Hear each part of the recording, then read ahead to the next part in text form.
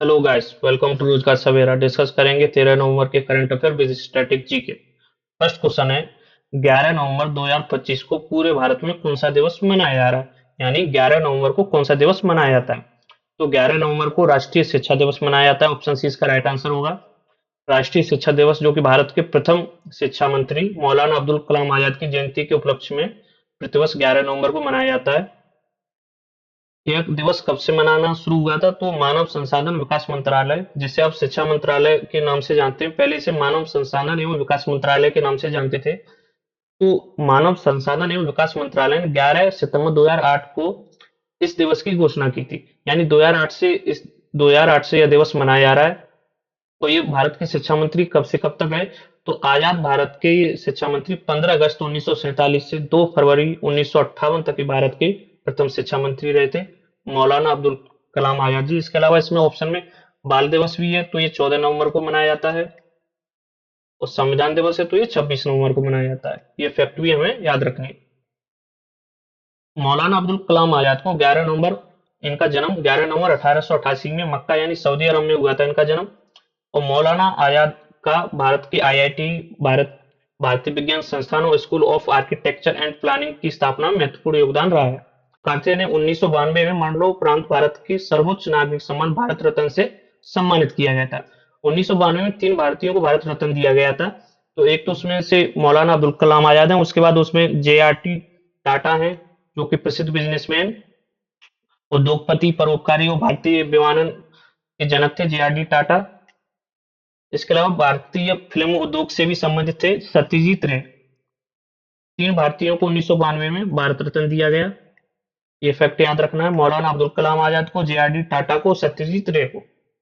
Next question देखते हैं। तो नवों 2025 भारत और किस देश के बीच संयुक्त सैन्य अभ्यास अभ्यास मित्र शक्ति 2025 आयोजित किया गया है? तो अभ्यास मित्र शक्ति भारत और श्रीलंका के बीच आयोजित किया जाता है।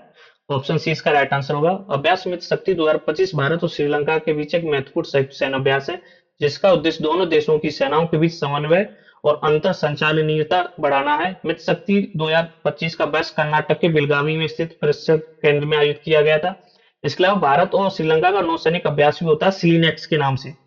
ये भी याद रखते हैं, यानी कि मित्र शक्ति है वो थल सेना अभ्यास है और सिलीनेक्स है वो नौसैनिक अभ्यास है। इसके अलावा श्रीलंका का नेशनल फ्लावर भी याद रखना है, कई बार एग्जाम में पूछा गया है। तो ब्लू वाटर लिली श्रीलंका का नेशनल फ्लावर है। इसके अलावा एक फ्लावर और होता है व्हाइट वाटर लिली, तो ये बांग्लादेश का नेशनल फ्लावर है। और दोनों ही ऑप्शन में दिए जाते हैं कंफ्यूज के लिए। तो आपको याद रखना है, ब्लू वाटर लिली श्रीलंका का राष्ट्रीय पुष्प है और व्हाइट वाटर लिली बांग्लादेश का राष्ट्रीय पुष्प है। श्रीलंका से संबंधित तो स्टैटिक जी के भी जानते हैं, जैसे यहाँ की जो संवैधानिक कैपिटल है वो श्री जयवर्धनेपुरम कोट्टे है। याद रखना है हमें, श्री जयवर्धनेपुरम कोट्टे को ऑप्शन में कैपिटल लगाना है, ना कि कोलंबो को, क्योंकि श्रीलंका की जो संवैधानिक राजधानी है वो श्री जयवर्धनेपुरम कोट्टे है। और यहाँ की करेंसी रुपया है। और यहाँ का राष्ट्रीय पशु सिंह है, शेर है। इसके अलावा जो यहाँ का राष्ट्रीय पक्षी है वो जंगल फाउल है। और यहाँ का जो राष्ट्रीय वृक्ष है वो कटहल वृक्ष है। और यहाँ का राष्ट्रीय खेल है वो वॉलीबॉल है। और यहाँ का जो सबसे बड़ा धर्म है बौद्ध धर्म है। और श्रीलंका का जो पुराना नाम है उसे सिलोन के नाम से जाना जाता था।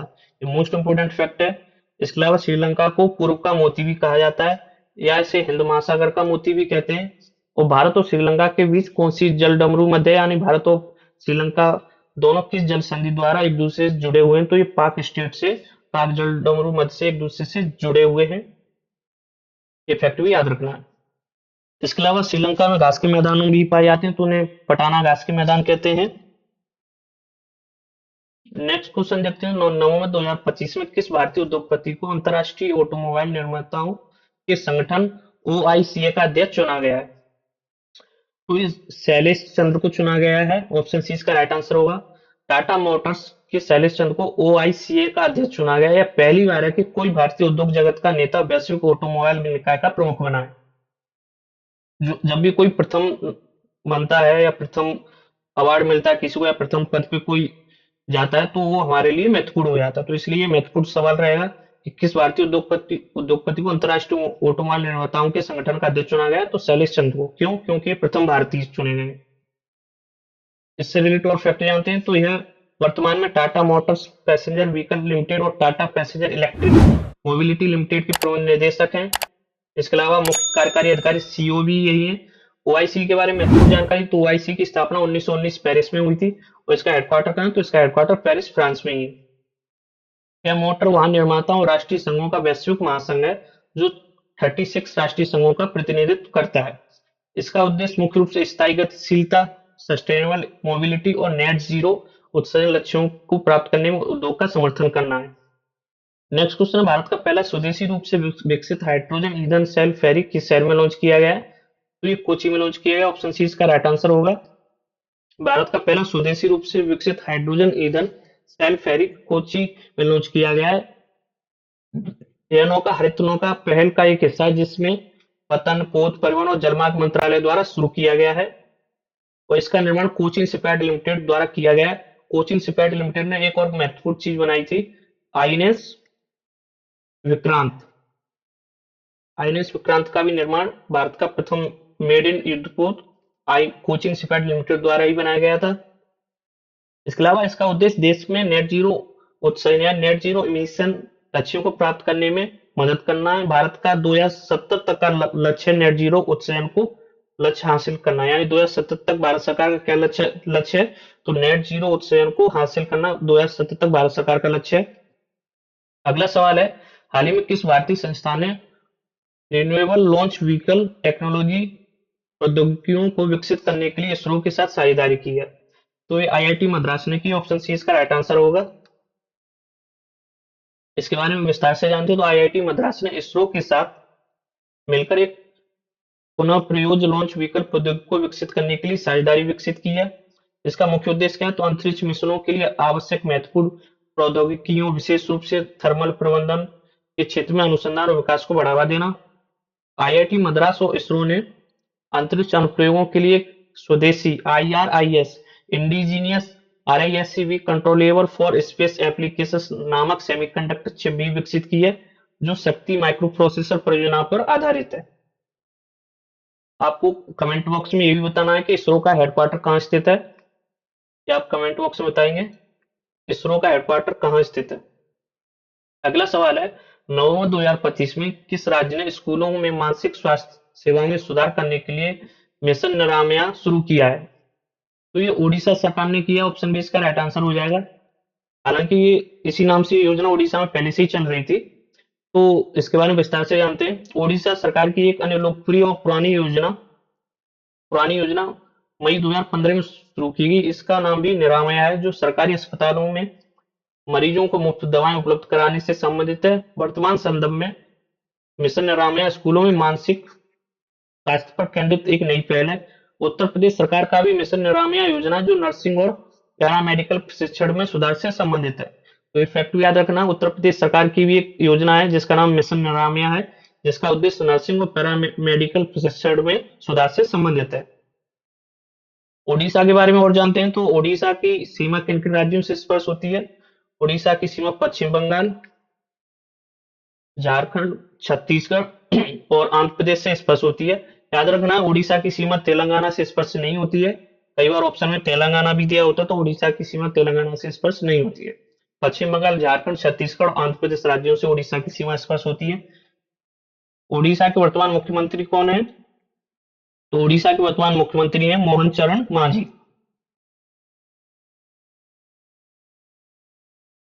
मोहन चरण मांझी यहाँ के अभी वर्तमान मुख्यमंत्री हैं।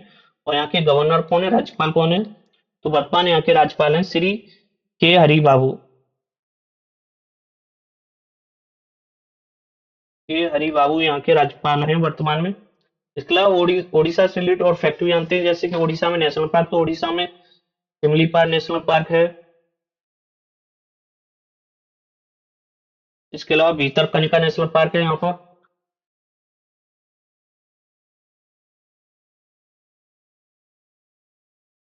और यहाँ पे कुछ त्योहार भी मनाए जाते हैं, जैसे बाली यात्रा यहाँ की काफी फेमस है। बाली यात्रा, जैसे बाली यात्रा भी कहते हैं, बाली यात्रा महोत्सव, नुआखोई महोत्सव, नुआखाई महोत्सव। इसके अलावा उड़ीसा में पाइका नृत्य भी काफी फेमस है।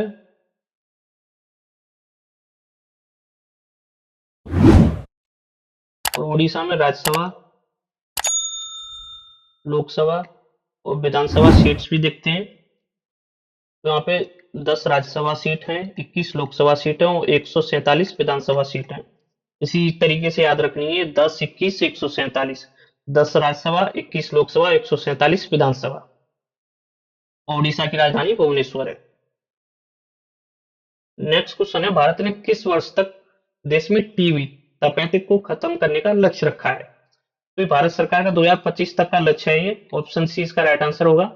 पीएम नरेंद्र मोदी ने 2018 में भारत में टीबी को 2025 तक खत्म करने की प्रतिबद्धता जताई थी, जो संयुक्त राष्ट्र विकास संघ का 2030 से 5 साल पहले का, यानी यूएन द्वारा ये 2030 में खत्म करने का लक्ष्य है टीबी को, जबकि भारत सरकार का 2025 तक खत्म करने का लक्ष्य है। 2030 तक भारत सरकार मलेरिया मुक्त होने का लक्ष्य है, भारत सरकार का मलेरिया मुक्त और टीबी मुक्त 2025 तक। इसके बारे में और जानते हैं तो भारत ने वैश्विक लक्ष्य 2030 से 5 साल पहले 2025 तक भारत के तपेदिक यानी टीबी को पूरी तरह से खत्म करने का लक्ष्य रखा है। डे केयर कैंसर सेंटर सभी जिलों में, अस्पतालों में डे केयर कैंसर सेंटर स्थापित करने का लक्ष्य भी है। और अगले 5 यानी 2018 में ये संकल्प लिया गया था कि 2025 से आगे भी मेडिकल शिक्षा में 75,000 से अतिरिक्त सीटें जोड़ने का लक्ष्य है। और 2025 भारत सरकार रक्षा क्षेत्र में भी क्या है, तो 2025 को सुधारों का वर्ष डिफेंस मिनिस्ट्री द्वारा घोषित किया है। 2025 को भारत सरकार के रक्षा मंत्रालय द्वारा 2025 को सुधारों का वर्ष घोषित किया गया है। इसके अलावा विश्व टीबी दिवस कब मनाया जाता है? तो ये 24 मार्च को मनाया जाता है।